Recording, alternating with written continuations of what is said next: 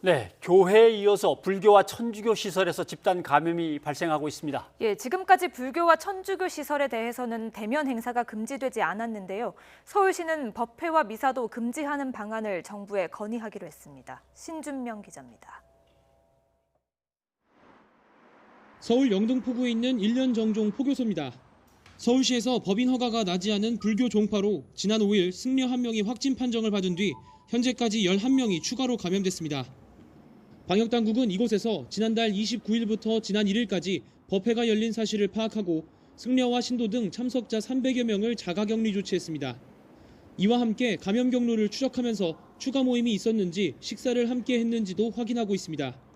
추가적으로 소모임 또는 식사 제공 등 행위 여부에 대하여 조사 중입니다. CCTV를 통한 추가 접촉자 및 최초 감염 경로를 조사 중입니다. 서울 은평구의 한 성당에서도 지난 6일 첫 확진자가 나온 뒤 현재까지 3명이 추가로 확진됐습니다.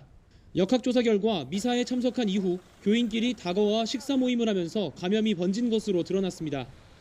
성당 방문자는 400여 명에 이릅니다.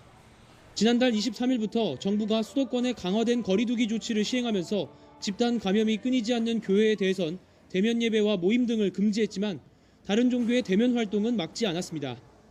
이런 가운데 교회가 아닌 종교시설에서 집단 감염이 발생하자 서울시는 불교 법회와 천주교 미사 등 다른 종교의 대면 행사까지 모두 금지하는 방안을 건의하기로 했습니다. 그동안 그 확진자가 없었던 곳에서 이제 나오고 있기 때문에 이 부분은 대면 그 법회나 미사를 금지하는 것도 정부에 건의토록 하겠습니다. 방역당국은 특히 신도들이 함께 소모임을 갖거나 식사하는 건 감염 위험이 큰 만큼 하지 말아달라고 강조했습니다. 감염되면 중증으로 악화되기 쉬운 60대 이상 고령층은 답답하더라도 최대한 외출을 자제해달라고도 거듭 당부했습니다. YTN 신준명입니다.